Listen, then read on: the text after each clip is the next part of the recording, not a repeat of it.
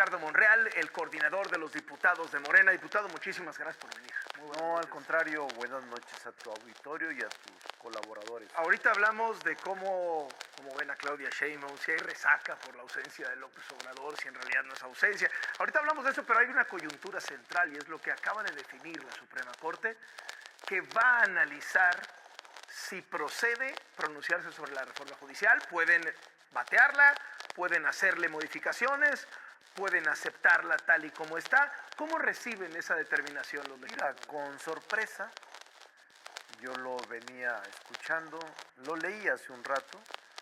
La verdad, Carlos, es que es una barbaridad jurídica. La reforma está publicada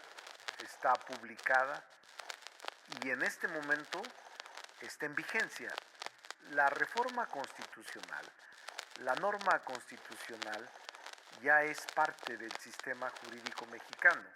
Lo que hagan ellos de pronunciarse no tiene ningún efecto de tipo jurídico ni constitucional. O sea, si al final de este análisis que van a hacer dicen la reforma judicial viola el principio de separación de poderes de la Constitución. No pueden, porque lo que ellos alegan es un artículo de la Ley Orgánica del Poder Judicial Federal, si mal no recuerdo el 11, en donde señalan que deben de defender la autonomía del Poder Judicial.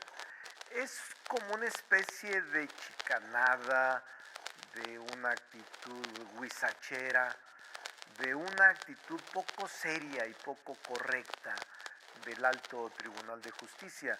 Es simple y sencillamente un producto de la desesperación frente a lo que es inminente, la elección de jueces, magistrados y ministros. Pero si no lo hacen, vendría un choque de poderes, así judicial contra legislativo y ejecutivo. O sea, porque si finalmente echan para atrás la reforma. No, porque el hecho de que se pronuncie no tiene ningún efecto de carácter jurídico. ¿Cómo? Pues si son el Poder Judicial, no importa. Se aplica, ¿no? Pero el Poder Judicial se somete y se sujeta al principio de legalidad.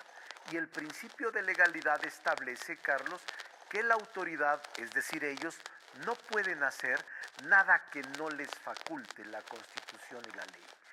Y ya frente a la norma promulgada, frente al inicio de vigencia, ellos o sea, no usted lo que pueden dice ya hacer se nada. publicó, ya. Eso ya no pueden hacer Ahora, nada. a ver, todos los que hemos estado siguiendo las actividades políticas, sabemos que es bastante común que haya esto que le llaman inconstitucionalidad, ¿no? Sí. O que es decir, se aprueba algo en el Congreso, pero resulta que hay otra parte de la Constitución que dice otra cosa. Sí. Y siempre la Corte entra ahí y dice que hay que hacer. ¿Por qué esta vez no? Sí, Carlos, has tocado un tema muy importante que aparentemente es de técnica jurídica y difícil de comprender por los lenguajes constitucionales. No lo es tanto, lo voy a explicar porque has tocado un tema que es para mí el meollo, es la columna vertebral de todo lo que está pasando. La Constitución señala que frente a una reforma constitucional cuyo poder reformador lo complica la Constitución porque se requieren 2/3 partes, la mayoría de legislaturas, todo un proceso más complejo que de leyes ordinarias, no pueden ser invalidadas ni por la controversia constitucional ni por acciones de inconstitucionalidad, que son las únicas dos mecanismos o instrumentos a través de los cuales puedes invalidar una norma. No procede ni el juicio de amparo, ni controversia constitucional, ni acción de inconstitucionalidad contra una reforma a la Constitución. Eso hay incluso jurisprudencia de la propia Corte.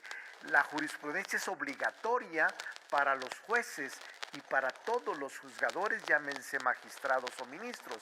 Es decir, ellos lo saben muy bien. La doctrina, la jurisprudencia, la Constitución y la ley no les permite a la Corte invalidar, ni siquiera invadir un ejercicio o un ámbito de competencia del legislativo. Ahora, no todo es blanco o negro. Puede haber grises y pueden adecuar la reforma. No pueden.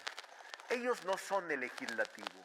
Adecuar, por ejemplo, carrera judicial, elección yo de te jueces. diría lo que pueden en su momento armonizar. No, mira, A eso le corresponde al Poder Legislativo, que en este momento es el paso siguiente. Te puedo adelantar que ya estamos muy avanzados en la ley secundaria. Todo eso que tú dices de armonización, del comité de evaluación, de los requisitos para participar, de quiénes pueden ser candidatos a jueces, magistrados y ministros, todo eso ya viene en la ley secundaria. En los comités de evaluación, quiénes pueden participar, quiénes no, cuándo es el proceso, cuál es la competencia, cuál es la difusión de sus plataformas, si es que existen, cómo van a participar, todo eso viene ya en la ley secundaria. ¿Y cómo va esa ley secundaria? Va bien. ¿Va a ser esa boleta que tarda 4 horas? No, está bien la ley secundaria porque incluso uno de los aspectos que más preocupa son los comités de evaluación. Que esos los elige el Congreso, ¿no? Que los elige el Congreso. O sea, Morena. Cada poder.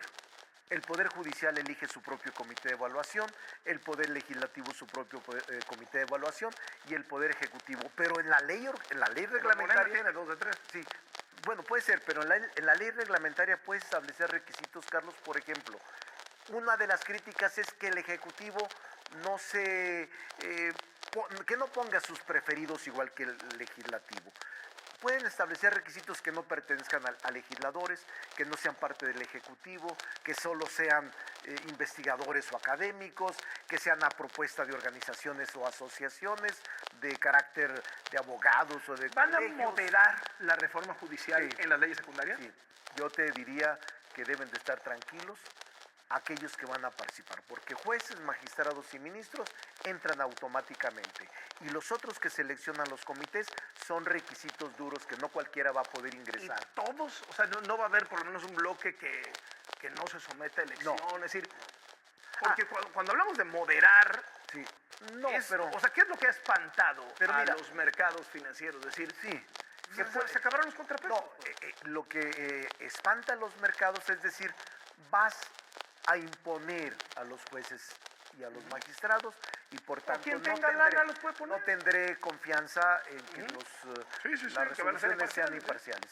Sí, yo te aseguro que la ley secundaria, te lo garantizo, va a moderar y va a aclarar muchas de las dudas que se tienen ahora en el universo de los propios opinantes o de la gente que está interesada en el Poder Judicial.